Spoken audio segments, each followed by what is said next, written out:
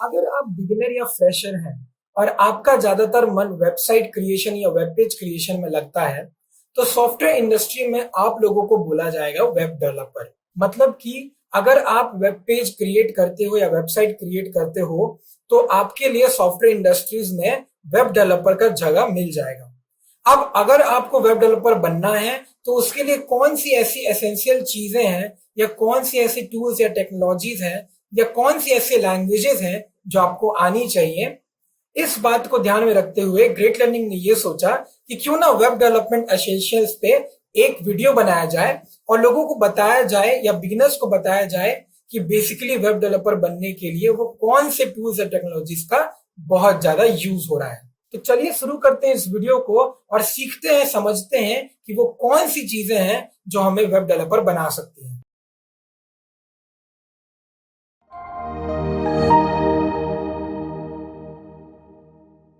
Video को शुरू करने से पहले मैं आप लोगों को बताना चाहता हूं ग्रेट लर्निंग एकेडमी के बारे में। ये एक फ्री इनिशिएटिव है जो ग्रेट लर्निंग ने शुरू किया है। यहाँ पे आपको 200 से ज्यादा फ्री कोर्सेज मिलेंगे, जिसमें हजारों घंटों का फ्री कंटेंट आपको मिलेगा और वो भी खूब सारी बड़ी इन डिमांड टॉपिक्स के ऊपर, और ये सब कम्प्लीटली फ्री रहेंगे। रजिस्टर कीजिए कोर्स को और अपना फ्री सर्टिफिकेट ऑफ कंप्लीशन पाइए। लिंक इस वीडियो के नीचे डिस्क्रिप्शन में है। अगर दोस्तों आप लोगों ने हमारे चैनल को सब्सक्राइब नहीं किया है तो प्लीज सब्सक्राइब करें और बेल आइकन को जरूर दबाएं। इससे आप कभी भी हमारे वीडियोस या कोई नए अपडेट्स को मिस नहीं करेंगे। और अगर आप लोगों को ये वीडियो पसंद आया तो हमें थोड़ा प्यार दिखाएं और इस वीडियो को प्लीज लाइक और शेयर करें। इससे हम लोग बाकी सबके साथ भी ये नॉलेज शेयर कर पाएंगे। और आखिरी चीज, अगर आप लोगों के पास कोई क्वेश्चन या कोई सजेशंस हैं तो उसको नीचे कमेंट सेक्शन पे लिखें और हम लोग उन पे जरूर रिस्पॉन्ड करेंगे। तो चलिए ये देखते हैं कि आखिरकार इस वीडियो का की टेकअवेज क्या है। मतलब कि इस वीडियो को देखने के बाद आप लोग को क्या क्या सीखने को मिलेगा और कौन कौन से टॉपिक पे हम लोग नजर डालने वाले हैं।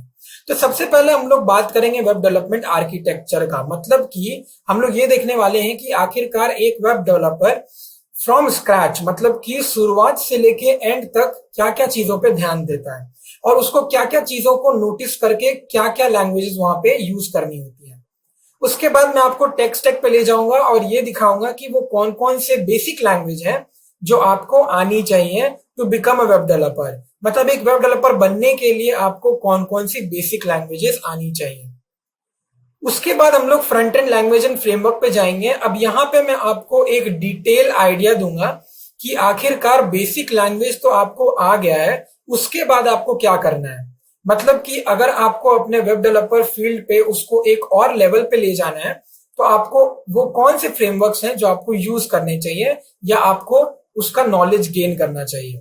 वैसे ही हम लोग बैकएंड लैंग्वेजेस पे थोड़ा डिस्कस करेंगे कि कौन कौन से बैकएंड लैंग्वेजेस यूज कर सकते हैं। अब कुछ कैंडिडेट्स होते हैं जो सिर्फ पाइथन पे वर्क करना चाहते हैं या जावा पे वर्क करना चाहते हैं, राइट। तो सबका अपना अपना चॉइस होता है। मैं आपको एक डिटेल पूरा स्क्रिप्ट दूंगा कि बेसिकली कौन सा लैंग्वेज आपको यूज करना चाहिए ताकि आपका फ्यूचर ब्राइट हो जाए। वैसे ही हम लोग डेटाबेस पे भी चर्चा करेंगे कि आखिरकार कौन से डेटाबेसेस हमको सुटेबल हैं इस एरा में, मतलब 2021 में कौन से डेटाबेस हमें यूज करनी चाहिए और डायरेक्टली हमें उस पर्टिकुलर डेटाबेस में जंप करना चाहिए या फिर कोई एक फ्लो है। तो वो सारी चीजें हम लोग इस पर्टिकुलर टॉपिक पे डिस्कस करने वाले हैं। नेक्स्ट हम लोग लास्ट टॉपिक ये देखेंगे कि commonly use tools and technologies क्या है। मतलब कि आप बेसिकली ये सब तो पढ़ोगे ही, फ्रंट एंड बैक एंड और डेटाबेस एक वेब डेवलपर बनने के लिए, लेकिन कुछ छोटी छोटी ऐसी भी चीजें होती हैं जो आपको वेब डेवलपर बनाने में बहुत ज्यादा मदद करता है। अगर आपको ये छोटी छोटी टूल्स और टेक्नोलॉजीज नहीं पता है तो आपको थोड़ा बहुत प्रॉब्लम हो सकता है किसी भी सॉफ्टवेयर या आईटी कंपनी में वेब डेवलपर का पोजीशन लेने के लिए। तो चलिए बिना टाइम वेस्ट किए हम लोग शुरू करते हैं वेब डेवलपमेंट आर्किटेक्चर पे और ये देखते हैं कि आखिरकार स्क्रैच से लेके एंड तक वेब डेवलपर क्या करता है। तो अब हम लोग आ गए हैं वेब डेवलपमेंट आर्किटेक्चर पे, तो शुरू करते हैं इस पर्टिकुलर टॉपिक को। तो मान लीजिए कि आपने एक पर्टिकुलर वेब पेज या वेबसाइट अपने लैपटॉप पे खोला है। तो अगर मैं बात करूं तो लेट्स से कि हमने यहाँ पे जीमेल खोला है, ठीक है। अब आप जब gmail.com खोलते हो या आप जब फेसबुक खोलते हो, कोई भी वेबसाइट आप जब खोलते हो, तो आपकी आंखों के सामने एक पर्टिकुलर वेब पेज प्रेजेंट हो जाता है जिसके अंदर और भी बहुत 1000 या 2000 वेब पेजेस होती हैं। तो अगर आप क्लिक करोगे तो वो दूसरा वेब पेज खोल देगा, राइट। नाउ जो चीजें हमें अपनी आंखों के सामने दिख रहा है वो हमारा बनता है फ्रंट एंड लैंग्वेजेस से। तो जो भी आप डिस्प्ले कर रहे हो या जो भी यूजर व्यू कर पा रहा है स्क्रीन पे, वो सारी चीजें बनती हैं फ्रंट एंड लैंग्वेजेस से। अच्छा, अब मान लीजिए कि मैं यहां जीमेल पे लॉगिन करने जा रहा हूं, तो मेरे पास यूजर नेम का एक टेक्स्ट बॉक्स है और पासवर्ड का एक टेक्स्ट बॉक्स है और एक बटन है नीचे जिसका नाम है लॉगिन। ठीक है, तो मैंने अपना ईमेल आईडी डाल दिया, अपना पासवर्ड डाल दिया और जब मैंने लॉगिन पे क्लिक किया तो कुछ नैनो सेकंड में मेरा जीमेल का पूरा अकाउंट खुल गया। अब ये कैसे हो रहा है? तो बेसिकली यहाँ पे दो चीजें होती हैं, एक होता है रिक्वेस्ट और एक होता है रिस्पॉन्स। तो बेसिकली क्या होता है, आप जैसे ही लॉगिन पे क्लिक करते हो एक रिक्वेस्ट जाता है कहाँ? सर्वर को। अब ये सर्वर क्या है? सर्वर बेसिकली एक डेटा स्टोरेज टाइप है। अब ये क्या होता है, ये फिजिकल भी होता है और नॉन फिजिकल भी होता है, तो मतलब रियल या वर्चुअल दोनों होता है। अब अगर आप YouTube पे जाओगे और आप ये सर्च करोगे गूगल डेटा सेंटर, तो आपको एक पूरा डेटा सेंटर मिल जाएगा, एक बहुत बड़ा सा बिल्डिंग दिखेगा जिसके अंदर ये खूब सारे सर्वर्स होते हैं। ये सर्वर्स हमारे कुछ प्राइवेट इंफॉर्मेशन को स्टोर करती है, जैसे कि हमारा ईमेल एड्रेस और पासवर्ड, ताकि वो कहीं लीक ना हो जाए। तो ये सर्वर जो है बहुत इंपॉर्टेंट है और ये सर्वर और भी बहुत चीजों में यूज आता है, जैसे कि हमारा डेटा ट्रांसफर करने में। तो अब जो है ये रिक्वेस्ट, जो मैंने लॉगिन बटन प्रेस किया तो ये गया सर्वर पे रिक्वेस्ट। अब ये रिक्वेस्ट सर्वर से जाएगा डेटाबेस पे। अब ये डेटाबेस क्या होता है? तो बेसिकली ये जो डेटाबेस है इसी के अंदर हमारा सारा डेटा स्टोर होता है। किस फॉर्मेट में? अब वो डिपेंड करता है कि आप कौन सा डेटाबेस यूज कर रहे हो, बट नॉर्मली ये डेटाबेस टेबल की फॉर्मेट में होता है, रोज और कॉलम में। ये हो गया रोज और ये हो गया कॉलम। तो यहाँ पे नेम, एज, जेंडर या जो भी आपका इंफॉर्मेशन है, जो भी आपके प्राइवेट या पर्सनल इंफॉर्मेशन है, वो यहाँ पे स्टोर होती है। ये क्लाउड में जनरली स्टोर होता है, क्लाउड एक डेटाबेस है। तो अब जो ये डेटा है ये यहां से फेच करेगा और फिर एज ए रेस्पॉन्स वो आपके सर्वर पे जाएगा और फिर सर्वर के थ्रू वो एज अ रेस्पॉन्स आपके सिस्टम पे आपका प्रोफाइल खोल देगा। तो बेसिकली ये जो डेटा, ये कौन सा डेटा आ रहा है? सुनने में तो बहुत इजी लग रहा है कि रिक्वेस्ट गया और रेस्पॉन्स आया, लेकिन आखिर हो क्या रहा है? चलिए एक और थोड़ा सा डीप डाइव करते हैं इस पर्टिकुलर थिंग पे और देखते हैं कि क्या हो रहा है। तो अब जैसे ही लॉगिन बटन क्लिक करते हो, बैकग्राउंड में कुछ कोड्स लिखे हैं जो रन होते हैं। वो बैकग्राउंड में जो कोड लिखे हैं वो ये बोलता है कि यूजर जो भी रिक्वेस्ट कर रहा है उसको सर्वर में भेजो। और सर्वर क्या करता है, सर्वर में भी एक कोड लिखा हुआ है जो उसको बोलता है डेटाबेस में भेजो। अब डेटाबेस के अंदर जो भी आपका डेटा है जो आप मांग रहे हो, आप क्या मांग रहे हो? आप बेसिकली अपना प्रोफाइल खोलना चाह रहे हो, मतलब कि आप अपना जीमेल का अकाउंट खोलना चाह रहे हो। तो जीमेल का अकाउंट खोलने के लिए जो भी डेटा है, मतलब आपके मैसेजेस हो गए, मेल्स हो गए, स्पैम्स हो गए, जो भी डेटा है आपका जीमेल का, वो सारा इस डेटा से एज अ रेस्पॉन्स एक बंडल बनके सर्वर में आ जाएगा। फिर वो बंडल सर्वर से एज अ रेस्पॉन्स आपके स्क्रीन पे दिख जाएगा। सो बेसिकली यहाँ पे तीन चीजें हो रही हैं। सो फर्स्ट थिंग क्या हो रहा है कि आपका जो स्क्रीन है जिसपे आपका पर्टिकुलर वेब पेज दिख रहा है वो आपका एक कोड से बना है, मतलब कि जो भी यूजर देख पा रहा है वो एक कोड से बना है। ठीक है, अब इसको हम लोग बोलते हैं फ्रंट एंड, क्योंकि वो हमारी आंखों के सामने है। अब जब आपने लॉगिन बटन पे क्लिक किया तो उसके पीछे जो प्रोग्राम लिखा है वो आपको इनविजिबल है, सर्वर के पीछे जो कोड लिखा है वो इनविजिबल है, तो उसको हम लोग बोलते हैं बैकएंड। ठीक है, अब जो ये डेटाबेस के पीछे ये जो टेबल बना हुआ है, ये टेबल भी तो किसी ने बनाया है, राइट? स्टोर करने के लिए आखिरकार ये रोज एंड कॉलम, ये टेबल बनाना पड़ेगा। अब ये किसी डेवलपर नहीं बनाया है, तो उसको हम लोग बोलते हैं डेटाबेस डेवलपर्स।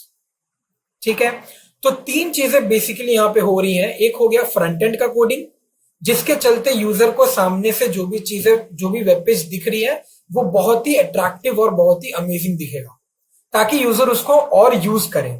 जैसे कि जीमेल का स्ट्रक्चर कितना अच्छा होता है, फेसबुक का भी स्ट्रक्चर कितना बढ़िया है, राइट? वैसे और भी बहुत सारे वेब पेजेस हैं जिनका स्ट्रक्चर अट्रैक्टिव बनाया जाता है ताकि यूजर उसको यूज करे।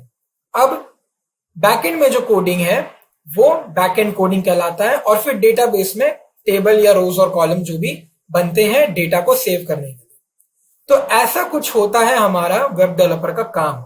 वेब डेवलपर फ्रंट एंड पे भी काम करता है, बैक एंड पे भी काम करता है और डेटाबेस पे भी काम करता है, क्योंकि उसको एक पूरा वेबसाइट बनाना है।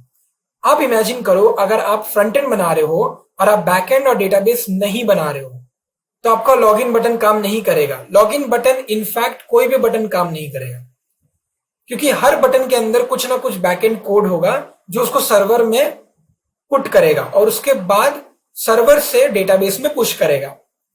तो अगर बैकएंड कोडिंग ही नहीं लिखा है या डेटाबेस का टेबल ही नहीं बना है, डेटा ही नहीं है, तो फिर वेब डेवलपर का काम पूरा कंप्लीट नहीं हुआ, राइट? पूरा वेब पेज, पूरा वेबसाइट क्रिएशन नहीं हुआ है। तो ये होता है हमारा पूरा एक वेब डेवलपर का काम, ठीक है? तो अब हम लोग यहाँ पे फ्रंट एंड और इसको इरेज कर देंगे, क्योंकि मैं आपको कंफ्यूज नहीं करना चाहता हूं। आपको बस इतना अभी ये नॉलेज में आना चाहिए कि बेसिकली एक होता है ये पार्ट जो हमारा लैपटॉप है, जहां यूजर यूज कर रहा है अपना वेबसाइट को। दूसरा पार्ट होता है जहां होता है सर्वर। अब ये फिजिकल भी हो सकता है, नॉन फिजिकल भी हो सकता है। और ये होता है हमारा थर्ड पार्ट जो कि है डेटाबेस, जहां पे बेसिकली हमारा डेटा स्टोर होता है। तो अब चलते हैं नेक्स्ट टॉपिक पे और ये देखते हैं कि बेसिकली हमें कौन कौन से लैंग्वेजेस यूज करने चाहिए इन तीनों पार्ट्स को असेंबल करने के लिए या फिर इन तीनों पार्ट्स को अचीव करने के लिए। तो इसी के साथ हम लोग आ गए हैं नेक्स्ट टॉपिक पे जो कि है टेक स्टैक। तो अब देखते हैं कि कौन कौन से वो लैंग्वेजेस हैं। तो मैंने आपको बताया कि वो 3 चीजें हैं जो हमें नोटिस करना है जब आप वेब डेवलपमेंट पे काम कर रहे हो। तो पहली है फ्रंट एंड लैंग्वेज, जिसके लिए हमें 3 बेसिक लैंग्वेजेस का नीड है जो कि है HTML, CSS और JavaScript. HTML hypertext markup language होता है जो कि हमारे वेब पेज का डिजाइन बनाता है। मैंने आपको जैसा बताया कि फ्रंट एंड जो है वो बेसिकली यूजर क्या देख रहा है अपने लैपटॉप स्क्रीन में, उस चीज के लिए होता है। तो HTML उस वेब पेज का डिजाइन बनाता है, ठीक है? मतलब कि उस वेब पेज को एक स्ट्रक्चर देता है। अब CSS क्या करता है? CSS का फुल फॉर्म है कैस्केडिंग स्टाइल शीट। CSS क्या करता है? CSS बेसिकली उस पर्टिकुलर वेब पेज को स्टाइल देता है, मतलब कि उसको अट्रैक्टिव बनाता है, उस पर कलर डालता है, उसका अलाइनमेंट अच्छा करता है, ताकि आपका जो वेब पेज है बहुत ज्यादा सुंदर दिखे, ताकि यूजर आपका पेज को बार बार खोले और यूज करे। आप ही इमेजिन करो, अगर आपका web page black and white में है और बहुत ही नॉर्मल सा दिख रहा है, क्या बहुत सारे लोग उसको यूज करेंगे? नहीं। वेब पेजेस हमेशा अट्रैक्टिव होना चाहिए, क्रिएटिव होना चाहिए, ताकि ज्यादा से ज्यादा लोग उसको यूज करें। अब जावास्क्रिप्ट क्या होता है, जिसको हम लोग JS भी बोलते हैं? जावास्क्रिप्ट बेसिकली हमारा वेब पेज को बिहेवियर प्रोवाइड करता है। अब ये बिहेवियर का मतलब क्या है? अब मान लीजिए कि आपका यूजर आईडी और पासवर्ड जो है वो करेक्ट है। आपने जैसे ही लॉगिन बटन पे क्लिक किया तो आपको एक पॉपअप मैसेज आता है कि लॉगिन सक्सेसफुल। अब ये पॉपअप मैसेज क्यों आ रहा है? बेसिकली यूजर को बहुत अच्छा फील कराने के लिए कि आपका लॉगिन सक्सेसफुल हो गया, मतलब कि आपने लॉगिन कर लिया है। तो एक इंफॉर्मेशन आ रहा है यूजर को कि आपने लॉगिन कर लिया, उसमें कोई प्रॉब्लम नहीं आया है। आप इमेजिन करो, अगर आपको वो मैसेज नहीं आता है और डायरेक्टली आपका प्रोफाइल ओपन हो जाता है, राइट? दोनों में बहुत अंतर है। अगर आपको एक पॉपअप मैसेज आ रहा है, मतलब कि वो पर्टिकुलर वेबसाइट यूजर फ्रेंडली है, मतलब कि वो पर्टिकुलर वेबसाइट आपको हर समय एक एक खबर दे रहा है कि आप क्या कर रहे हो। तो उन बिहेवियर वाली चीजों को हम लोग जावास्क्रिप्ट से कंप्लीट करते हैं, ठीक है? ऐसे और भी कई एग्जांपल्स हैं, जैसे कि अगर आपको कोई अलर्ट विंडो चाहिए, मतलब कि आपको कोई पॉपअप मैसेज चाहिए, या फिर आपको कोई इवेंट करना है, जैसे कि आप कोई माउस को क्लिक करोगे कहीं पे तो कुछ इवेंट होना चाहिए, या फिर अगर आप कोई की प्रेस करोगे तो कोई इवेंट होना चाहिए। उन चीजों को इवेंट हैंडलिंग बोलते हैं और वो हम हमेशा जावा स्क्रिप्ट से ही पॉसिबल है। तो अब देखते हैं कि बैकएंड लैंग्वेज में कौन कौन सी लैंग्वेजेस यूज होती हैं। तो बैकएंड लैंग्वेज में, जिसको हम लोग सर्वर साइड लैंग्वेज ही बोलते हैं, मतलब कि ये सर्वर के पीछे होता है। क्योंकि इसे सर्वर साइड क्यों बोलते हैं? क्योंकि बेसिकली बैकएंड लैंग्वेजेस में जो भी कोडिंग होती है वो सर्वर को हेल्प करता है, वो सर्वर को इंफॉर्मेशन देता है कि बेसिकली सर्वर को क्या करना है, उसको डेटा से रिक्वेस्ट मांगना है या रेस्पॉन्स लेना है, क्या करना है। तो बेसिकली कुछ ये सब सारे लैंग्वेजेस हैं, बेसिक लैंग्वेज है जो आपको आनी चाहिए, जैसे कि Java, Python, Ruby, PHP, Node JS. अब मैं आपको कुछ डीप डाइव कराता हूं इन सारे लैंग्वेजेस को कि आखिरकार इन इंडिविजुअल लैंग्वेजेस में क्या क्या बेसिक नॉलेज आपको होना चाहिए। जावा एक बहुत ही बेसिक प्रोग्रामिंग लैंग्वेज है। अगर आप बिगिनर हो या फ्रेशर हो तो आप प्लीज जावा से स्टार्ट कीजिए ताकि आपको ऊप्स कॉन्सेप्ट का बहुत अच्छे से एक आइडिया मिल जाए। तो इस पूरे वेब डेवलपमेंट में बहुत बेसिक और बहुत इंपॉर्टेंट काम होता है बैकएंड लैंग्वेज का। अगर आपको बैकएंड लैंग्वेज अच्छे से आता है तो आपका सर्वर साइड का जो प्रोग्रामिंग होगा उसमें कोई एरर कभी नहीं आएगा। फ्रंट एंड लैंग्वेज तो है ही इजी, तो उसमें आपको कोई प्रॉब्लम होना ही नहीं है। डेटाबेस भी बनाना बहुत ज्यादा इजी है, तो आपको बस प्रॉब्लम जो होगा वो बैकएंड लैंग्वेजेस में होगा। इसीलिए बैकएंड लैंग्वेजेस में आपको थोड़ा ज्यादा टाइम देना है फ्रंट एंड लैंग्वेज या डेटाबेस से। जावा में क्या है, आपका ऊप्स कॉन्सेप्ट है जो कि एक बहुत ही इंपॉर्टेंट कॉन्सेप्ट या पैराडिम है किसी भी प्रोग्रामिंग लैंग्वेज का। तो ये आपको एक बहुत अच्छा आइडिया दे देगा कि आखिरकार आप कैसे वो सारे 5 कॉन्सेप्ट ऊप्स के यूज कर सकते हैं। पाइथन में भी ऊप्स कॉन्सेप्ट होता है और पाइथन एक बहुत ही इजी लैंग्वेज है किसी भी बिगिनर को पढ़ने के लिए। इसीलिए पाइथन भी एक बहुत ही अच्छा लैंग्वेज है बैकएंड में यूज करने के लिए। रूबी भी बहुत ही ज्यादा अच्छा लैंग्वेज है, लेकिन अभी इस एरा में रूबी का उतना यूज नहीं हो रहा है। मतलब कि 2021 में रूबी उतना यूज नहीं हो रहा है। बेसिकली 2020-2019 में रूबी बहुत फेमस था, लेकिन अब लोग रूबी को यूज नहीं कर रहे हैं। मैं आपको रीजन बताऊंगा कुछ देर में क्यों। पीएचपी बहुत सालों से बहुत ज्यादा इफेक्टिव और बहुत ही अच्छा प्रोग्रामिंग लैंग्वेज है, तो आप पीएचपी यूज कर सकते हैं और ये बहुत ही इजी लैंग्वेज है। तो पाइथन और पीएचपी पे आप कोई एक चूज कर सकते हैं आपको कौन सा पढ़ना है। हाँ गाइस, तो एक और चीज यहाँ पे आप नोटिस करो कि जो भी मैंने यहाँ पे लैंग्वेजेस लिखी हैं बैकएंड लैंग्वेज में, आपको अगर इसमें से 2 भी आता है तो आप एक वेब डेवलपर बन सकते हो। बट आप एटमोस्ट 2 लैंग्वेज यहाँ से पढ़ने का ट्राई करना, उस पर प्रोजेक्ट बनाने का ट्राई करना, क्योंकि अगर आप सिर्फ एक लैंग्वेज जानोगे तो आपका जो स्ट्रेंथ है, जो आपका स्किल्स है, वो बढ़ नहीं पाएगा, वो सिर्फ एक लैंग्वेज में सीमित रह जाएगा। तो इसीलिए कम से कम एटमोस्ट 2 प्रोग्रामिंग लैंग्वेजेस आपको आनी चाहिए। जावा और पाइथन एक ग्रेट कॉम्बिनेशन है क्योंकि इन दोनों को पढ़ना बहुत ही ज्यादा इजी है। नोड जेएस एक बहुत ही different kind of backend language है, तो इसका यूज ज्यादातर हम लोग मर्ज स्टैक या मीन स्टैक में करते हैं, जो कि एक डिफरेंट टाइप्स ऑफ स्टैक माना जाता है डेवलपमेंट में। तो नोड जेएस भी अभी बहुत ज्यादा फेमस है। 2021 में बहुत लोग जो है फुल स्टैक डेवलपर्स या वेब डेवलपर्स नोड जेएस का इस्तेमाल करने लग गए हैं। तो ये एक बहुत ही नया और बहुत ही अच्छा लैंग्वेज है जो आप ट्राई कर सकते हो रीड करना। ये जावास्क्रिप्ट से बना हुआ है, तो ये भी एक लैंग्वेज है जो आप यूज कर सकते हैं। बट एज आई सेड, अगर आप बिगिनर हो या फ्रेशर हो तो मैं बोलूंगा कि आप जावा और पाइथन के लिए टेक ऑन करें। अब बात करते हैं डेटाबेस के बारे में कि डेटाबेस में वो कौन कौन से डेटाबेस हैं जो आपको आनी चाहिए और जो आपका हेल्प करेगा वेब डेवलपर बनने में। तो बेसिकली आप स्टार्ट कर सकते हैं माई एसक्यूएल से, क्योंकि ये एसक्यूएल का कॉन्सेप्ट है और इसमें बस आपको टेबल बनाना है और क्वेरीज लिखनी है जिससे कि आप अपने डेटा को फेच कर सकते हैं। तो डेटाबेस फुल ऑन एक बहुत ही इंजॉयबल और एक बहुत ही इजी लैंग्वेज है पढ़ने को। इसमें बहुत ज्यादा फन होता है, तो क्वेरीज लिखने में एक्चुअली बहुत ज्यादा फन होता है। तो आप प्लीज माई एसक्यूएल से स्टार्ट करें, आप सीधे नो एसक्यूएल जो कि मोंगोडीबी है उसमें जंप ना करें। अगर आप माई एसक्यूएल पढ़ोगे तो उसमें आपको टेबल बनाने का एक आइडिया मिल जाएगा कि आखिरकार डेटा सेव कैसे होता है। उसके बाद आप मोंगोडीबी जो कि एक नो एसक्यूएल है जिसमें हम लोग टेबल नहीं बनाते हैं। अब आप एक डिफरेंस समझो कि हम लोग माई एसक्यूएल में बेसिकली टेबल बनाते हैं, ओरेकल डेटाबेस हो गया या माई एसक्यूएल हो गया, ये सब सारी डेटाबेसेस में हम लोग टेबल क्रिएट करते हैं और उस टेबल से हम लोग उसमें डेटा सेव करते हैं। लेकिन ये जो मोंगोडीबी है ये नो एसक्यूएल में आता है। नो एसक्यूएल क्या होता है, NoSQL बेसिकली एक ऐसा लैंग्वेज है जिसमें हम लोग टेबल क्रिएट नहीं करते या फिर रोज या कॉलम प्रोवाइड नहीं करते। हम लोग एक डॉक्यूमेंट की तरह अपने डेटा को सेव करते हैं। तो MongoDB एक बहुत ही डिफरेंट लैंग्वेज है MySQL या फिर SQL लैंग्वेज से। ठीक है, तो अगर आपको स्टार्ट करना है डेटाबेस पढ़ना तो आप पहले SQL लैंग्वेज सीखिए, उसमें क्वेरीज लिखिए। आप Oracle या MySQL कोई भी डेटाबेस यूज कर सकते हैं। Oracle बहुत ही इजी डेटाबेस है यूज करने को बिगिनर्स के लिए, तो आप उस पर ट्राई कर सकते हो। उसके बाद आप NoSQL पे शिफ्ट करिए जो कि है MongoDB डेटाबेस, और आप NoSQL भी उसके बाद सीख सकते हैं।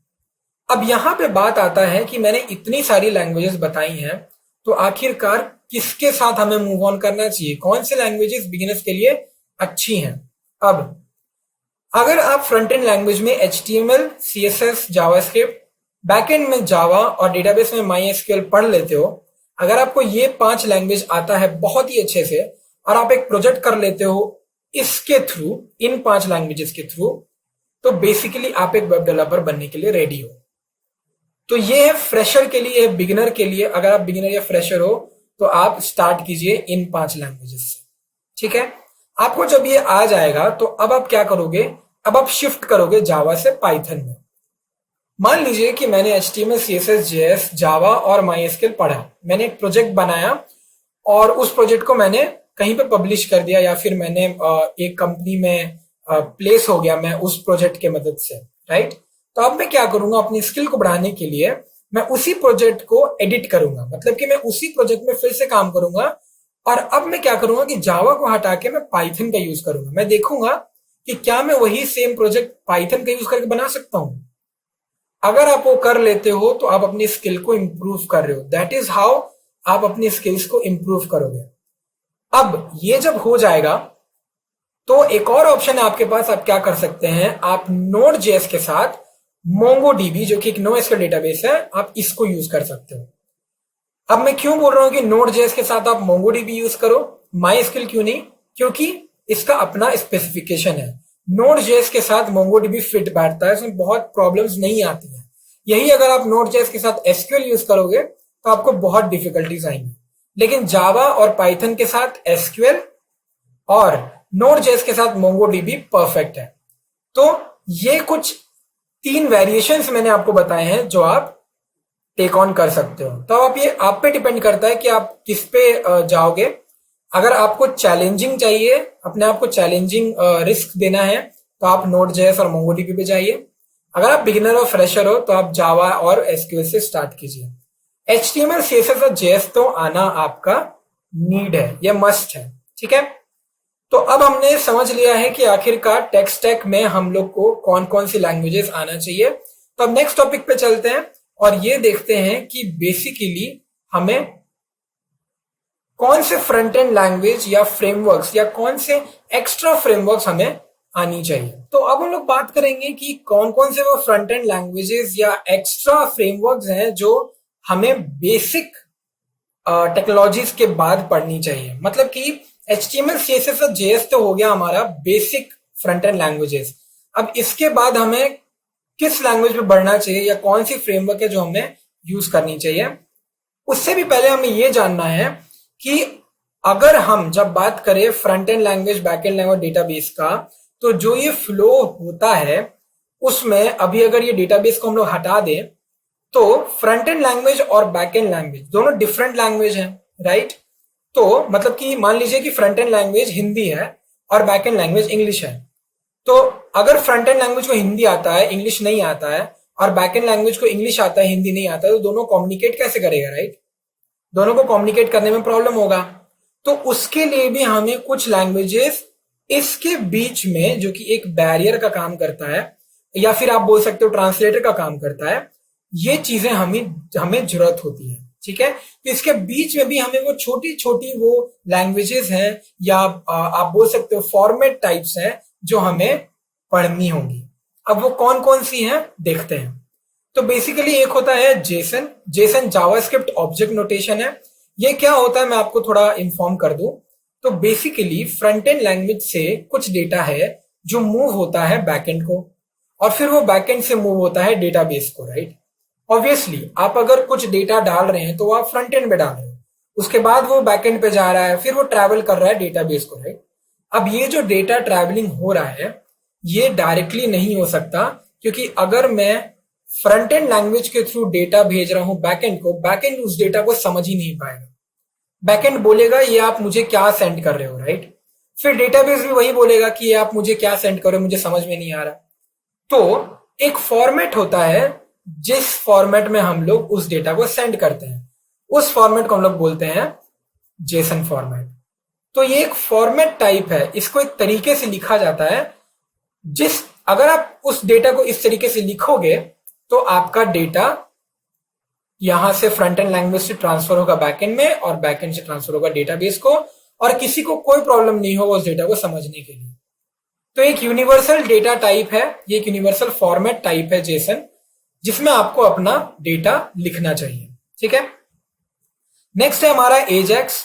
सो एजेक्स भी एक बहुत ही इंपॉर्टेंट आप बोल सकते हो कि ये एक लैंग्वेज है जो आपको आना चाहिए जब आप फ्रंट एंड और बैक एंड पे काम कर रहे हैं। फिर जेक्वेरी भी एक ऐसे ही एजेक्स की तरह लैंग्वेज है।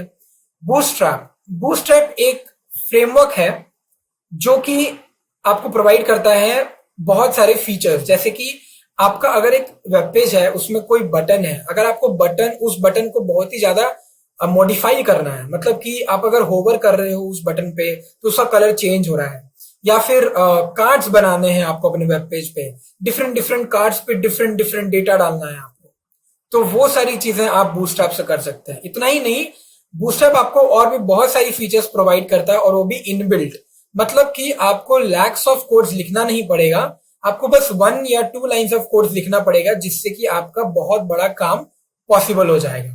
तो बूटस्ट्रैप एक पूरा इनबिल्ट सिस्टम प्रोवाइड कर देता है आपके किसी भी फ्रंट एंड लैंग्वेज को, जिससे कि आपका काम आसान हो जाता है, मतलब कि आपको वेबसाइट बनाना बहुत इजी हो जाता है। वैसे ही एक और फ्रेमवर्क है जिसका नाम है मटेरियलाइज, ये भी कुछ बूटस्ट्रैप जैसा ही एक फ्रेमवर्क है। तो मटेरियलाइज फ्रेमवर्क क्या करता है, ये भी बूटस्ट्रैप के जैसा इनबिल्ट सिस्टम प्रोवाइड करता है, जिसको आप लोग यूज करके अपना वेब पेज बहुत ही ज्यादा अट्रैक्टिव बना सकते हो। ये बूटस्ट्रैप और मटेरियलाइज दोनों फ्रेमवर्क कुछ ऐसे फ्रेमवर्क्स हैं जो आपके वेब पेज को बहुत ज्यादा अट्रैक्टिव बनाती हैं और यूजर फ्रेंडली बनाती हैं। फिर आता है गिट और गिटहब। अब हमें ये गिट और गिटहब क्यों जानना है ये मैं आपको बताता हूँ।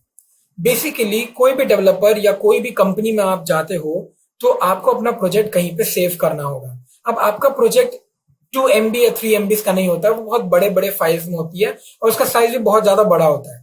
तो गिट और गिटहब हमें एक रिपोजिटरी प्रोवाइड करता है जिसमें हम लोग अपने प्रोजेक्ट को सेव कर सकते हैं और इसके बाद वहीं से हम लोग उसको डिप्लॉय कर सकते हैं। तो बहुत सारी आईटी कंपनीज इसका यूज करती हैं। तो अगर आपको वेब डेवलपर बनना है तो इंटरव्यू में आपको ये पूछा जाएगा कि गिट का मीनिंग क्या है या फिर गिट क्यों यूज करते हैं। तो आपको इसमें थोड़ा सा एक 1 आवर का ट्यूटोरियल या फिर कुछ आपको इस पे देखना होना चाहिए, ताकि आपको समझ में आए कि बेसिकली ये गिट और गिटहब होता क्या है या करता क्या है, ठीक है।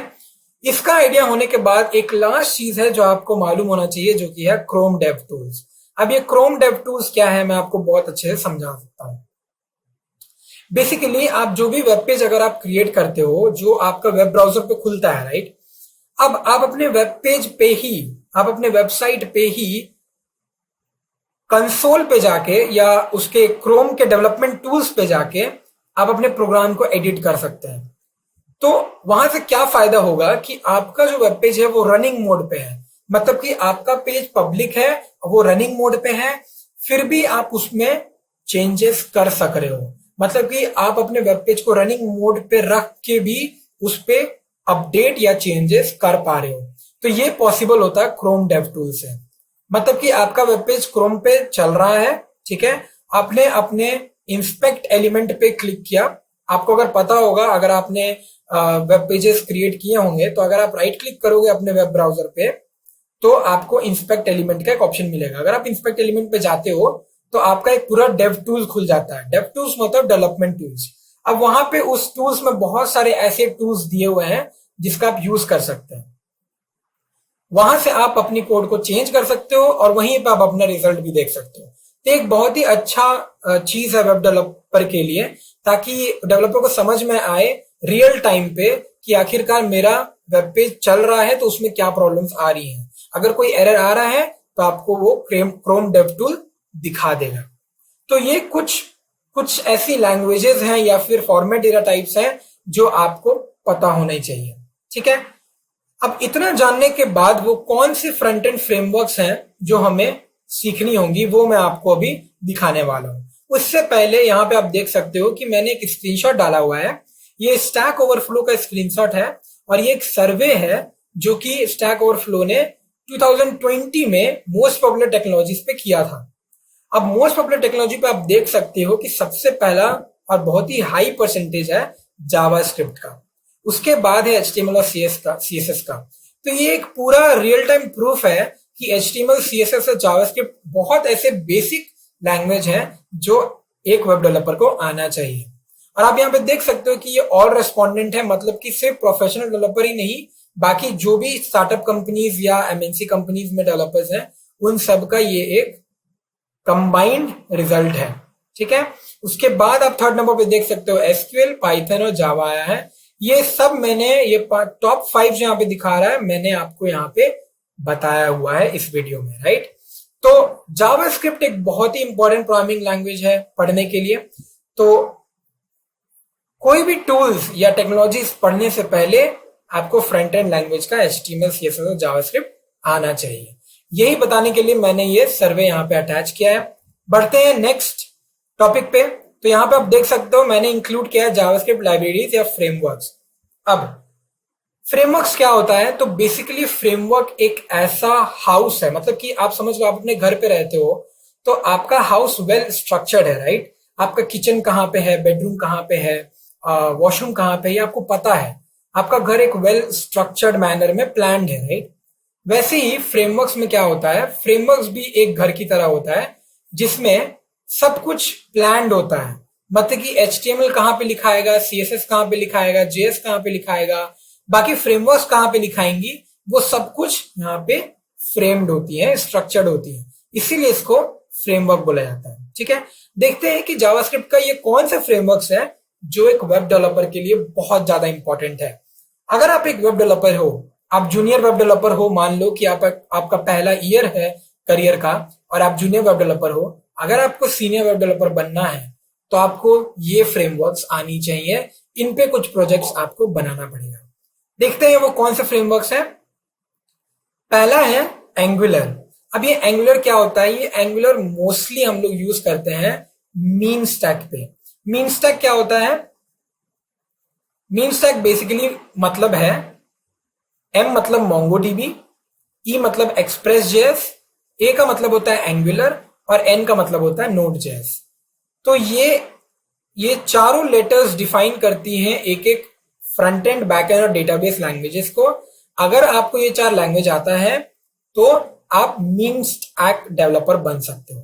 ठीक है, तो उस पे हम लोग मोस्टली ये एंगुलर का यूज करते हैं, लेकिन अब एंगुलर सिर्फ मीन स्टैक पे ही नहीं हर जगह पे यूज आने लग गया है। तो ये बेसिकली जब मीन हॉटेस्ट टेक्नोलॉजी स्टैक था तब एंगुलर फेमस हुआ था। तो अब एंगुलर का यूज बहुत ज्यादा हो गया है। अब बेसिकली ये एंगुलर क्यों यूज करते हैं? तब मान लो कि आप एक वेब पेज बना रहे हो और उस वेब पेज पे बेसिकली एक पर्टिकुलर एग्जांपल देता हूं, लाइक यूट्यूब। आप जब यूट्यूब खोलते हो तो उसमें बहुत सारा साइड में ऑप्शंस आता है, होम का, ट्रेंडिंग का, सब्सक्रिप्शंस का, राइट। आप अगर अपना प्रोफाइल पे लॉगिन करोगे तो अब अगर आप होम पे क्लिक करोगे तो क्या आपका पेज पूरा रिलोड हो जाता है? अगर आप अभी ये वीडियो देख रहे हो तो आप अपने YouTube पे जाइए और आप ये देखो कि अगर आप होम पे जाते हो अपने लैपटॉप पे YouTube खोल के, अगर आप होम पे क्लिक करते हो तो क्या आपका पूरा पेज रिलोड होता है? अगर आप ट्रेंडिंग पे क्लिक करते हो तो क्या आपका पूरा पेज रिलोड होता है? ऐसा नहीं होता है। आपका सिर्फ वो पेज वहीं पे होता है। आप जब होम क्लिक करते हो तो इनर पेज चेंज हो जाती है, ट्रेंडिंग पे क्लिक करते हो तो इनर पेज चेंज हो जाता है, लेकिन आपका पूरा पेज रिलोड नहीं होता है। यही अगर आप किसी और वेब पेज में देखोगे, जैसे कि विकिपीडिया हो गया या फिर कोई और फेसबुक हो गया या कोई और अदर वेब पेजेस जैसे कि अमेजोन हो गया, तो अगर आप उन वेबसाइट्स पे किसी भी बटन पे क्लिक करोगे तो आपका पूरा पेज जो है रिलोड हो जाता है। इसका मतलब क्या है? Amazon या फ्लिपकार्ट या मिंत्रा, आप अगर ऐसे कोई वेब पेजेस को यूज करते हो तो उसको हम लोग बोलते हैं मल्टी पेज एप्लीकेशन। ये मल्टी पेज एप्लीकेशन क्या होती हैं? इन एप्लीकेशंस में क्या होता है, आपका वो पूरा का पूरा पेज हर एक क्लिक में रीलोड होता है। मतलब कि आप जिस पर्टिकुलर डेटा के लिए रिक्वेस्ट कर रहे हो सर्वर से, आपको वो पूरा का पूरा पेज सर्वर की तरफ जाता है, सर्वर से फिर डेटाबेस में जाता है, फिर डेटाबेस से रेस्पॉन्स आके वापस आता है। तो वो पूरा का पूरा पेज आपका रीलोड हो रहा है, राइट?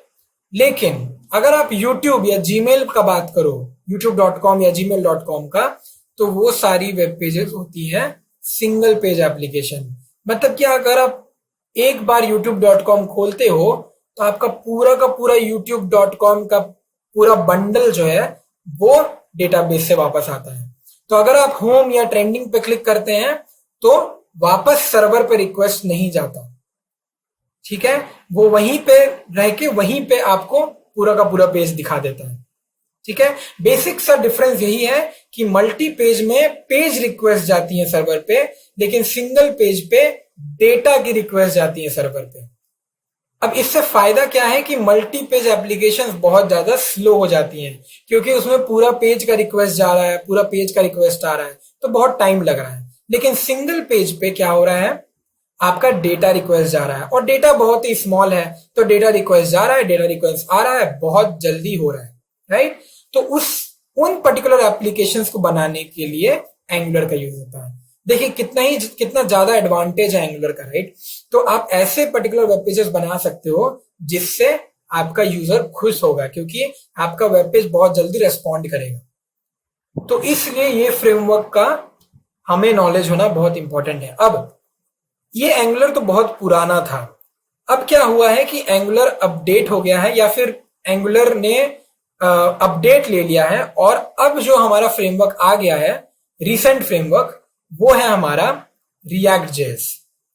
तो रिएक्ट जेएस का जो डाउनलोडिंग पेज है वो कुछ ऐसा दिखता है, और रिएक्ट और एंगुलर में क्या अंतर है वो मैं अभी आपको बताने वाला हूं। तो इसको थोड़ा सा इरेज कर देते हैं, क्योंकि ये एक्सप्लेनेशन हमने एंगुलर के लिए दिया है, ताकि आप कंफ्यूज ना हो जाए, इसीलिए इसको इरेज कर देते हैं। ओके, अब रिएक्ट में क्या है, लेट्स सी। सो ये एक बहुत ही ज्यादा फ्लेक्सिबल फ्रंट एंड सॉल्यूशन है, या फिर फ्रंट एंड यूजर इंटरफेस बनाने के लिए एक जेएस का लाइब्रेरी है। अब फ्लेक्सिबल का मीनिंग क्या है कि जितना प्रॉब्लम आपको एंगुलर में होगा, रिएक्ट में उतना प्रॉब्लम आपको नहीं होगा। तो रिएक्ट जेएस पढ़ना बहुत ही ज्यादा इजी है। इसमें एक बहुत ही बेसिक प्रोजेक्ट स्ट्रक्चर मिल जाता है आपको, जिससे कि आपको आपका काम करने में बहुत ज्यादा आसानी होता है। तो ये काम कुछ एंगुलर जैसा ही करता है, लेकिन इसके खुद के बहुत सारे एडवांटेजेस हैं। वैसे ही रिएक्ट के बाद मार्केट में आना चालू हो गया Vue.js। ओके, अब ये Vue.js बहुत ही ज्यादा लेटेस्ट फ्रेमवर्क है, और मोस्ट ऑफ दी कंपनीज, जो बड़े बड़े कंपनीज हैं, वो अभी Vue.js पे शिफ्ट हो रही हैं, क्योंकि Vue.js एक बहुत ही ज्यादा यूजफुल यूजर इंटरफेस प्रोवाइड करता है। क्या बनाने के लिए? सिंगल पेज एप्लीकेशंस बनाने के लिए। जो कि एंगुलर कर रहा था वही चीज Vue.js भी करता है, लेकिन ये बहुत ज्यादा इफेक्टिव है। अब आपको, अगर आप बिगिनर हो या फ्रेशर हो, तो आपको Vue.js पढ़ने के लिए ज्यादा कोडिंग्स नहीं करनी पड़ेंगी। अगर आप एक लाइन ऑफ कोड भी अगर लिख दोगे तो आपका काम कर देगा। इसीलिए Vue.js को बहुत सारी लेटेस्ट कंपनीज सीखने के लिए तैयारी कर रही हैं, या अपने पर्टिकुलर न्यू एम्प्लॉयज को सिखा रही है कि Vue.js क्या होता है, क्योंकि इसको यूज करना एकदम बहुत इजी है। जैसे कि आप बैकएंड में पाइथन को मानते हैं कि पाइथन बहुत ही इजी है, वैसे ही जेएस लाइब्रेरीज या फ्रेमवर्क्स में Vue.js बहुत ही ज्यादा इजी है समझने के लिए। तो ये कुछ 3 फ्रेमवर्क्स हैं जो मैंने आपको बताया कि आप शिफ्ट कर सकते हैं। अब ये आप पे है कि आप एंगुलर पे जाना चाहते हो, या रिएक्ट पे, या Vue पे। एज अ बिगिनर अगर मैं आपको इंफॉर्मेशन दूं, तो आप पहले एंगुलर से स्टार्ट करो। एंगुलर का कोई एक वर्जन, एंगुलर 7 या कोई भी एंगुलर का कोई वर्जन आप ले लो, और एंगुलर पे आप अपना प्रोजेक्ट बनाना स्टार्ट करो। उसके बाद आप रिएक्ट में शिफ्ट कीजिए, और उसके बाद Vue पे। अगर आपको लगता है कि आप डायरेक्टली Vue पे जंप कर लोगे और आप व्यू पे कुछ प्रोजेक्ट बना सकते हो, तो आप एंगुलर और रिएक्ट को छोड़ दीजिए, आप डायरेक्टली व्यू जेएस पे कोई एक प्रोजेक्ट बनाइए। सिमिलरली अगर आपको लगता है कि आप रिएक्ट पे कुछ प्रोजेक्ट बना सकते हो या जंप कर सकते हो डायरेक्टली, तो आप रिएक्ट को टच कीजिए, राइट। ये टोटली आप पे डिपेंड करता है, इसमें कोई नेगेटिव थॉट्स नहीं है कि ये तीनों फ्रेमवर्क्स आपका मदद नहीं करेगी वेब डेवलपर बनने में। ये तीनों ही फ्रेमवर्क्स बहुत ज्यादा डिमांड में है, अभी मार्केट में है। अगर आप मेरे से पूछोगे कि सीक्वेंस क्या है डिमांडिंग इस इन फ्रेमवर्क्स का, तो बेसिकली व्यू, रिएक्ट और फिर एंगुलर। एंगुलर पहले बहुत यूज होता था, लेकिन अब मोस्ट ऑफ द कंपनीज को यूज नहीं करती हैं। तो अगर आपको ज्यादा जल्दी वेब डेवलपमेंट पोजीशन पे बहुत ज्यादा बड़ा जॉब प्रोफाइल चाहिए, तो आप व्यू जेएस पे प्रोजेक्ट बनाना चालू कर दीजिए, राइट। ओके, सो अब बढ़ते हैं और ये देखते हैं हम लोग कि वेब फ्रेमवर्क्स का सर्वे क्या दिखाता है। मतलब कि हमने तो देखा मेजर टेक्नोलॉजीज का सर्वे में हमने जावास्क्रिप्ट को सबसे टॉप पे पाया। देखते हैं कि वेब फ्रेमवर्क्स में सबसे ज्यादा टॉप पे क्या है। सबसे पहले है jQuery। jQuery मैंने आपको बताया था मोर टूल्स एंड टेक्नोलॉजीज में, तो ये jQuery बहुत ज्यादा यूज होता है। उसके बाद आप देख सकते हो रिएक्ट जेएस है, ठीक है। तो ये आपका 2020 का डेटा। अगर आप 2021 का देखोगे तो जो कि अभी नहीं आया है, एट लास्ट आता है वो साल के एंड पे, तो आप व्यू जेएस को टॉप पे पाओगे। लेकिन अगर अगर अभी आपको यहाँ पे दिखा रहा है रिएक्ट जेएस, आप मूव ऑन करना चाहते हैं रिएक्ट पे, तो प्लीज आप वो कर सकते हो। उसके बाद है एंगुलर, उसके बाद है ASP.NET जिसमें हम लोग C# का यूज करते हैं। लेकिन ASP.NET मैंने नहीं लिखा है, तो आप इसको प्लीज नोटिस नहीं कीजिए, कंफ्यूज मत होइए। आप यहीं तक ही देखो और देखिए कि यहाँ पे आपको कौन कौन सी फ्रेमवर्क्स पता होनी चाहिए। तो ये आपको एक पूरा रियल टाइम सिनेरियो बता रहा है कि आप कौन सा लैंग्वेज पढ़ोगे तो आप कहां तक जाओगे, राइट। तो इसको, इस बात को ध्यान में रखिए और अपना आप पढ़ना चालू कर दीजिए। अभी इस वीडियो को ले चलते हैं नेक्स्ट टॉपिक पे, तो जो कि है हमारा बैकएंड लैंग्वेजेस, और देखते हैं कि बैकएंड लैंग्वेजेस पे वो कौन सी लैंग्वेजेस हैं और उस पे हम लोग थोड़ा डिस्कशन करेंगे। तो अब हम लोग आ गए हैं बैकएंड लैंग्वेजेस पे, तो देखते हैं कि बैकएंड लैंग्वेजेस पे कौन कौन से लैंग्वेजेस थे। सबसे पहले मैंने लिखा है पाइथन को, क्योंकि ये बहुत ही इजी लैंग्वेज है, बहुत ही ज्यादा कंफर्टेबल होता है किसी भी फ्रेशर या बिगिनर को लर्न करने के लिए। लेकिन अगर आप पाइथन पढ़ रहे हो और आपको पाइथन समझ में नहीं आ रहा है, तो मैं आपको गाइड करूंगा कि आप सबसे पहले जावा पे जंप करिए, क्योंकि जावा अगर आपको आता है उसके बाद पाइथन पढ़ने में आपको 15 डेज भी नहीं लगेगा, ट्रस्ट में, ठीक है। तो आप पहले जावा पढ़ सकते हो। जावा में आपको टाइम लगेगा, मे बी 1 मंथ लग जाएगा, ठीक है, लेकिन आपका कॉन्सेप्ट क्लियर हो जाएगा। ये कॉन्सेप्ट क्लियर होने के बाद जब आप पाइथन पढ़ना चालू करोगे तो आपको ज्यादा टाइम नहीं लगेगा, क्योंकि जावा के 70% टॉपिक्स यहाँ पाइथन पे कवर होते हैं और उनके सिंटैक्स सिमिलर होते हैं और सब बहुत ज्यादा इजी होते हैं। तो आपको 15 डेज भी नहीं लगेगा पाइथन कंप्लीट करने में। तो ये हो गया आपका पाइथन का। और पाइथन को इंस्टॉल करने के लिए ये ऐसे स्क्रीनशॉट्स मैंने अटैच किए हुए हैं, तो ऐसा कुछ दिखता है। नेक्स्ट है हमारा Node.js। Node.js पढ़ने के लिए आपको बेसिकली डेटाबेस जो कि है MongoDB का यूज आना बहुत जरूरी है। जैसा कि मैंने आपको पहले भी बताया वीडियो के स्टार्टिंग में जब मैं टेक स्टैक में था, कि आपको अगर Node.js सीखना है तो आपको डेटाबेस MongoDB चूज करना पड़ेगा। तो आप ये बात ध्यान में रख लो कि अगर आप बैकएंड में Node.js पढ़ रहे हो तो आपको डेटाबेस में MongoDB ही सीखना चाहिए, ठीक है, क्योंकि कंपैटिबल होता है, इजी होता है। तो आप दोनों नए चीज आप पढ़ रहे हो, राइट, जो कि आपने अपने इंजीनियरिंग कॉलेज में नहीं पढ़ा है, राइट, जिसका आपको पहले से आइडिया नहीं है। एक चैलेंजिंग रिस्क है आपके लिए, तो आप इस पे भी स्टेप ऑन कर सकते हो। नेक्स्ट है हमारे पास जो कि है जावा। ये तो आप जानते होंगे कि ये जावा बहुत सालों से चला आ रहा है और ये कितना इंपॉर्टेंट लैंग्वेज है। अब मैं ये नहीं बोलूंगा कि 2021 एरा में जावा डिग्रेड हो रहा है या यूज नहीं होता है। ये जावा लैंग्वेज अभी भी यूज होता है, इट्स जस्ट दैट पाइथन का डिमांड अभी ज्यादा है, राइट। सो अगर आप जावा पढ़ रहे हो, जैसा कि मैंने आपको बताया कि अगर आप जावा पढ़ रहे हो उसके बाद पाइथन पढ़ रहे हो, तो दोनों ही आपके लिए मदद करेगा। अगर आपको जावा में डेवलपर पोजीशन मिला तो भी बहुत अच्छी बात है, अगर आपको पाइथन में डेवलपर पोजीशन मिला तो भी आप बहुत अच्छी बात है, राइट। तो ये दोनों ही बहुत ही ज्यादा इफेक्टिव है। ये स्क्रीनशॉट है आपका ओरेकल का, जहां से आप अपना जेडीके इंस्टॉल कर सकते हो जावा को रन करने के लिए। जावा डायरेक्टली इंस्टॉल नहीं होता है, उसके लिए हमें जेडीके यूज करना पड़ता है। अब चलते हैं हम लोग अपने सर्वे पे, जो कि है हमारा बैकएंड लैंग्वेज का सर्वे। तो यहां पे मैंने, आप देख सकते हो, तीन चीजें, लव्ड, ग्रेडेड एंड वांटेड। मैंने किया सिलेक्ट वांटेड। वांटेड पे क्या, आप यहां पे पढ़ लीजिए, percentage of developers who are not developing with the language और technology but have expressed interest in developing with it. मतलब ऐसे बहुत सारे डेवलपर्स हैं जिसने एक्सप्रेस किया है इंटरेस्ट कि मैं इस पर्टिकुलर लैंग्वेज को लेके कुछ डेवलप करना चाहता हूं, और वो लैंग्वेज है पाइथन। तो आप देख सकते हो कि पाइथन कितना डिमांड में है। उसके बाद है जावास्क्रिप्ट, उसके बाद है गो, उसके बाद है टाइपस्क्रिप्ट। तो ये सारी लैंग्वेजेस आप नोटिस मत करो, आपको सिर्फ वही लैंग्वेजेस नोटिस करनी है अभी जो आपका फ्यूचर बना सकता है, और वो है पाइथन या जावास्क्रिप्ट। जावास्क्रिप्ट आपने अपने फ्रंट एंड में इंक्लूड कर ही लिया है, तो अब आपका टाइम है पाइथन को इंक्लूड करना। अगर आपसे पाइथन नहीं समझा जा रहा है तो आपको जावा पढ़ना पड़ेगा, राइट। तो यही कुछ चीजें हैं जो मैं आपको बताना चाहता था बैकएंड लैंग्वेज में। अब चलते हैं डेटाबेसेस पे और ये सीखते हैं कि आखिर डेटाबेसेस पे वो कौन सी लैंग्वेजेस हैं और क्या फ्लो पे हमें डेटाबेस पढ़ना चाहिए। तो हम लोग आ गए हैं डेटाबेसेस पे, तो डिस्कशन चालू करते हैं डेटाबेसेस पे कि वो कौन कौन से डेटाबेस है जो हमें आनी चाहिए। अब बेसिकली मैंने आपको टेक्स्ट पे ये बताया था कि आप सबसे पहले एसक्यूएल लैंग्वेज से स्टार्ट करो। दो तरीके की लैंग्वेजेस होती हैं, एक होता है एसक्यूएल और एक होता है नो एसक्यूएल। और भी एक और तरीके की होती है, बट अभी मैं आपको नहीं बताना चाहता क्योंकि मैं आपको कंफ्यूजन नहीं करना चाहता हूं। तो अभी पहले एसक्यूएल आपको पढ़ना पड़ेगा, उसके लिए ये एक लैंग्वेज है, ठीक है। एसक्यूएल जो है वो लैंग्वेज है। अब इस पे आप बहुत सारी डेटाबेसेस यूज कर सकते हैं, जैसे कि ओरेकल हो गया, या फिर माई एसक्यूएल हो गया, या फिर एमएस एसक्यूएल हो गया, राइट। तो रिलेशनल डेटाबेसेस में, आरडीबीएमएस में हमें MySQL, MS SQL या ओरेकल आप पढ़ सकते हो। मैं आपको सजेस्ट करूंगा कि आप एक डेटाबेस ही पढ़ें, या तो MySQL या तो ओरेकल।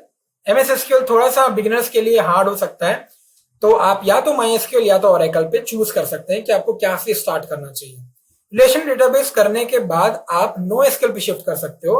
NoSQL पे भी हमारे पास बहुत सारे डेटाबेसेस हैं, जैसे कि MongoDB, काउचबेस, कसांड्रा। ये कुछ ऐसे NoSQL डेटाबेसेस हैं जो आप यूज कर सकते हो। इसमें बहुत ही ज्यादा इजी है, वो है MongoDB। तो अगर आप RDBMS कर चुके हो, उसमें से MySQL या ओरेकल लैंग्वेज पढ़ डेटाबेस यूज कर चुके हैं, उसके बाद आप NoSQL पे आइए और MongoDB डेटाबेस यूज करिए। एट लास्ट, अगर आपके पास टाइम है और आपका इंटरेस्ट है और कुछ जानने में, तो आप लाइट वेट एक लैंग्वेज यूज कर सकते हैं डेटाबेस का, जो कि है SQLite, ठीक है। तो आप, ये कुछ डेटाबेसेस हैं जो आप यूज कर सकते हैं वेब डेवलपर बनने के लिए या फिर वेब डेवलपमेंट में काम करने के लिए। तो डेटाबेस का भी सर्वे मैं आपको दिखा देता हूं। यहाँ पे आप देख सकते हो, ऑल रेस्पोंडेंट्स पे मैंने क्लिक किया और यहाँ पे सबसे ज्यादा डिमांडेड डेटाबेस है MySQL, ठीक है। तो यहाँ पे आपको देख सकते हो MongoDB भी है, MS SQL भी है, PostgreSQL SQL भी है, SQLite भी है। तो ये जो भी मैंने आपको मेंशन किया है, ये सारी डेटाबेसेस यहाँ पे इंक्लूडेड है। ओरेकल थोड़ा सा नीचे है, तो अगर आपका मन है तो आप मत यूज करो, आप MySQL के साथ ही जाओ, ठीक है। और MySQL पे आप क्वेरीज लिखना चालू करिए, फिर ग्रुप क्लॉज, ये सब क्लॉजेस आप पढ़ना चालू कीजिए कि ये कैसे टेबल्स बनाए जाते हैं और कैसे क्वेरीज लिखा जाता है। इसके बाद आप NoSQL पे शिफ्ट कर सकते हो। तो अब आ गए हम लोग अपने लास्ट टॉपिक पे, जो कि है हमारा commonly use tools and technologies. मतलब वो ऐसे कौन से टूल्स और टेक्नोलॉजीज हैं जो फ्रंट एंड, बैक एंड और डेटाबेस के बाद भी हमें पढ़ना चाहिए या फिर उसका आइडिया होना चाहिए। तो अब देखते हैं कि वो कौन कौन से टूल्स या टेक्नोलॉजीज हैं। अब क्वेश्चन ये है कि what are the some of the common tools that is important for a web developer to develop any application. अब आप एक बात समझिए कि आपको HTML, CSS, जावास्क्रिप्ट आ गया है, तो आप एक फ्रंट एंड तो बना ही सकते हो, आप एक वेब पेज का फ्रंट एंड तो बना ही सकते हो। उसके बाद आपका बैकएंड में आपको आ गया है पाइथन या फिर जावा, तो आप अपना सर्वर साइड स्क्रिप्टिंग या फिर सर्वर साइड कोडिंग भी लिख सकते हैं। डेटाबेस में आपको SQL भी आ गया है, तो आप एक टेबल भी बना सकते हो जिसमें आप अपना डेटा सेव कर सकते हो, राइट। jQuery, JSON या ऐसे और भी गिटहब जैसे टूल्स या टेक्नोलॉजीज भी आपको आ चुकी हैं, जिससे आप अपना पूरा वेब पेज, जो आपका पूरा वेबसाइट है, वो भी आपका काम करना बहुत ही अच्छे से चालू हो जाएगा, क्योंकि फ्रंट एंड बैक एंड और डेटाबेस खुद में कम्युनिकेट करना स्टार्ट कर देंगे, राइट। तो अब ऐसे और कौन से टूल्स और टेक्नोलॉजीज हैं जो आपको पता होनी चाहिए। देखिए, कोई भी एमएनसी या बिगर कंपनीज में हायर करने के लिए कितना भी नॉलेज आपको हो, कुछ ना कुछ ऐसा स्किल जरूर आपसे छूट जाएगा जो आपको पढ़ना चाहिए था, राइट।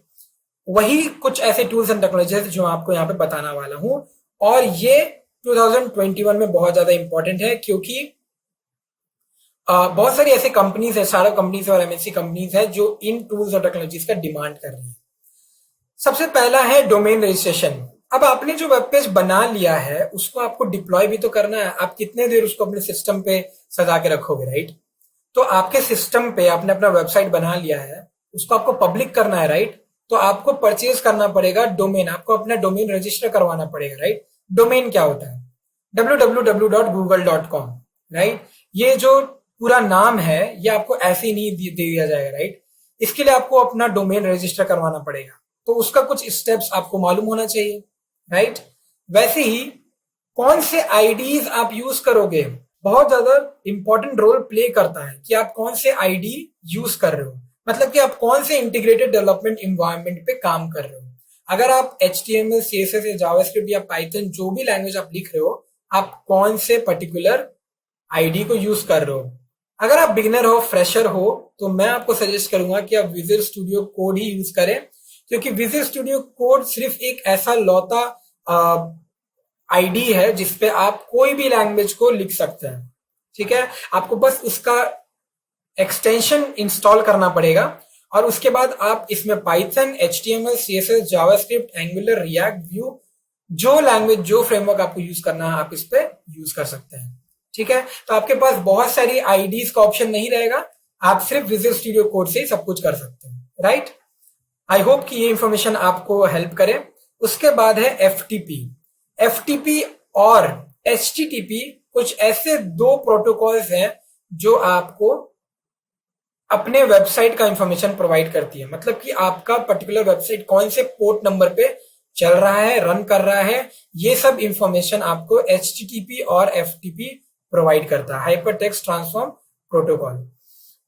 नेक्स्ट है हमारा ऑपरेटिंग सिस्टम। सो ऑपरेटिंग सिस्टम क्या करता है? ऑपरेटिंग सिस्टम इज बेसिकली आपका ऑपरेटिंग सिस्टम, मतलब कि आपके सिस्टम में कौन सा OS है, राइट। अगर आपके पास लाइनक्स है तो वेल एंड गुड, लेकिन अगर आपके पास विंडोज है तो भी वेल एंड गुड। अगर आप सर्वे का देखोगे तो विंडोज ऐसा एक ऑपरेटिंग सिस्टम है जो most of the people over the world use करते हैं, तो एक विंडोज ऑपरेटिंग सिस्टम होना बहुत ही फायदे का बात है। नेक्स्ट है वेब सर्वर्स। आप कौन से वेब सर्वर्स पे अपना पर्टिकुलर वेब पेज डिप्लॉय कर रहे हो, मतलब कि आप कोई तो सर्वर यूज करोगे ना अपने क्लाउड डेटाबेस से बात करने के लिए, तो अपाचे, टॉमकैट या ग्लासफिश, वो कौन सा सर्वर है जो आप यूज करेंगे, तो इसका भी इंफॉर्मेशन आपको होना बहुत जरूरी है। जो मैंने आपको सर्वर वहां पे दिखाया था स्टार्टिंग में आर्किटेक्चर में, वो इसी सर्वर का बात कर रहा हूं। तो ये एक सर्वर आपको होना चाहिए बीच में, जो आपका मीडिएटर होता है फ्रंट एंड और डेटाबेस का। तो बहुत सारे सर्वर्स हैं मार्केट में, अपाचे है, ग्लासफिश है, और भी बहुत सारी है, आप उसमें से कोई भी एक यूज कर सकते हैं। बेस्ट वन है Apache, most of the developers Apache use करती है। HTTP मैंने आपको FTP के साथ बता दिया है। नेक्स्ट है हमारा होस्टिंग। अब ये होस्टिंग बहुत ही ज्यादा इंपॉर्टेंट है, क्योंकि आपको अपना प्रोजेक्ट जो है वो डिप्लॉय करना है, पब्लिक बनाना है। आप उसको पब्लिक तभी बना सकते हो जब आप उसको होस्ट करोगे सर्वर में।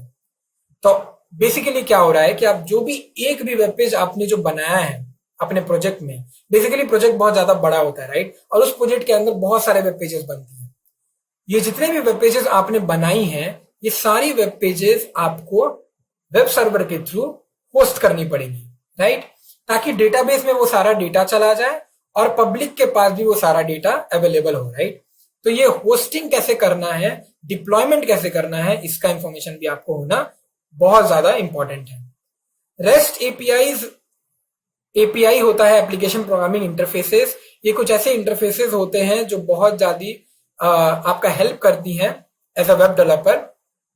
अब जो भी मैं आपको बताने जा रहा हूं, ये चीजें उतनी इंपॉर्टेंट नहीं है एज अ बिगिनर और फ्रेशर, लेकिन हाँ, अगर आप एक्सपीरियंस पर्सन है, 1-2 साल का एक्सपीरियंस आपको वेब डेवलपमेंट में, तो आपको समझ में आ रहा होगा कि मैं यहाँ पे रेस्ट एपीआई या फिर एमवीसी या फिर डेवऑप्स का नाम क्यों ले रहा हूं, राइट।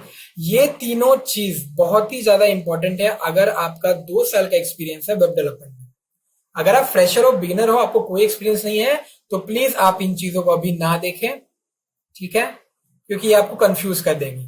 तो आपको बस बेसिक नॉलेज होना चाहिए अगर आप बिगिनर या फ्रेशर हो। लेकिन अगर आप एक्सपीरियंस बंदे हो और अगर आपके पास 2 साल का एक्सपीरियंस है, तो आपको ये चीजों का इंफॉर्मेशन होना बहुत इंपॉर्टेंट है कि मॉडल, व्यू और कंट्रोलर का कॉन्सेप्ट कैसे काम करता है। डेवऑप्स क्या करता है आपके वेब पेज को या आपके वेब पेज बनाने में क्या हेल्प करता है, रेस्ट एपीआईज क्या होती है, ये तीनों चीजों का इंफॉर्मेशन बहुत ही ज्यादा इंपॉर्टेंट है अगर आप एक्सपीरियंस हो, राइट। तो ये हो गया हमारा लास्ट टॉपिक, और आई होप कि आपको समझ में आ गया होगा कि वो कौन कौन सी बेसिक टेक्नोलॉजीज या टूल्स हैं या वो कौन कौन सी एसेंशियल लैंग्वेजेस हैं जो आपको वेब डेवलपर बना सकती है। तो एक रिकैप करते हैं, समराइज करते हैं कि बेसिकली हमने क्या क्या इस पर्टिकुलर वीडियो में सीखा। तो हमने स्टार्ट किया बेसिकली सबसे पहले टॉपिक से, जो कि था हमारा एजेंडा। हमने ये देखा कि हम लोग कौन कौन से टॉपिक पे जाएंगे और क्या क्या देखेंगे। तो सबसे पहले हमने आर्किटेक्चर देखा। हमने आर्किटेक्चर में ये सीखा कि आप एक वेब डेवलपर जब बनता है तो वो स्क्रैच से लेके एंड तक क्या क्या चीजें करता है और उसको क्या क्या चीजें हैंडल करनी पड़ेंगी। उसके बाद हमने जंप किया टेक स्टैक में और हमने ये देखा कि वो कौन कौन सी बेसिक टेक्नोलॉजीज है जो एक फ्रेशर या बिगिनर को आनी चाहिए वेब डेवलपर बनने के लिए। उसके बाद हमने जंप किया फ्रंट एंड फ्रेमवर्क्स पे, जो कि बहुत इंपॉर्टेंट टॉपिक था और बहुत ही लंबा डिस्कशन किया हमने उस पे कि कौन कौन से ऐसे फ्रंट एंड फ्रेमवर्क्स है या फिर टूल्स हैं जो हमें आनी चाहिए अगर मैं वेब डेवलपर बन रहा हूं। सिर्फ HTML, CSS, JS, पाइथन या MySQL पढ़ने से आप वेब डेवलपर नहीं बनोगे। उसके बीच में बहुत ऐसी छोटी छोटी चीजें हैं जो आपको इंफॉर्मेशन होनी चाहिए, जिसका आपका नॉलेज होना चाहिए। उसके बाद हम लोगों ने बैकएंड लैंग्वेजेस पे कुछ डिस्कशन किया। 3 लैंग्वेजेस पे हम लोग डिस्कशन किया, जो कि था पाइथन, जावा और नोड.js। तो हमने बेसिकली कंपैरिजन किया और ये सीखा सर्वे से कि पाइथन ही आपको आपका फ्यूचर दिखाएगा और वेब डेवलपर बनाएगा। उसके बाद हम लोगों ने जंप किया डेटाबेस पे। सेम चीज हमने डेटाबेस पे भी डिस्कशन किया कि डेटाबेस पे हम लोग स्टार्ट करेंगे एसक्यूएल लैंग्वेज से। आप कोई भी डेटाबेस यूज कर सकते हो उसके लिए। उसके बाद हम लोग NoSQL पे जंप कर सकते हैं। उसके बाद हम लोगों ने कुछ commonly use tools and technologies पे फोकस किया और मैंने बिगिनर्स के लिए एक अलग कॉमन टूल्स बताया और एक्सपीरियंस बंदों के लिए अलग कॉमन टूल्स बताए, राइट। तो बेसिकली ये था हमारा पूरा वीडियो कि अगर आपको वेब डेवलपर बनना है तो उसके लिए कौन कौन से एसेंशियल टूल्स एंड टेक्नोलॉजीज हैं जो आपका हेल्प करेंगी आपको वेब डेवलपर बनने में। आई होप कि आपको ये वीडियो पसंद आया होगा और मैं आपसे जल्द ही मिलूंगा बहुत सारे नए वीडियोस के साथ। Have a great learning, all the best and thank you so much for watching the video. मैं आप लोगों को बताना चाहता हूँ ग्रेट लर्निंग एकेडमी के बारे में। ये एक फ्री इनिशिएटिव है जो ग्रेट लर्निंग ने शुरू किया है। यहाँ पे आपको 200 से ज्यादा फ्री कोर्सेज मिलेंगे, जिसमें हजारों घंटों का फ्री कंटेंट आपको मिलेगा और वो भी खूब सारी बड़ी इन डिमांड टॉपिक्स के ऊपर, और ये सब कंप्लीटली फ्री रहेंगे। रजिस्टर कीजिए कोर्स को और अपना फ्री सर्टिफिकेट ऑफ कंप्लीशन पाइए। लिंक इस वीडियो के नीचे डिस्क्रिप्शन में है। अगर दोस्तों आप लोगों ने हमारे चैनल को सब्सक्राइब नहीं किया है तो प्लीज सब्सक्राइब करें और बेल आइकन को जरूर दबाएं। इससे आप कभी भी हमारे वीडियोस या कोई नए अपडेट्स को मिस नहीं करेंगे। और अगर आप लोगों को ये वीडियो पसंद आया तो हमें थोड़ा प्यार दिखाएं और इस वीडियो को प्लीज लाइक और शेयर करें। इससे हम लोग बाकी सबके साथ भी ये नॉलेज शेयर कर पाएंगे। और आखिरी चीज, अगर आप लोगों के पास कोई क्वेश्चन या कोई सजेशंस हैं तो उसको नीचे कमेंट सेक्शन पे लिखें और हम लोग उन पे जरूर रिस्पॉन्ड करेंगे।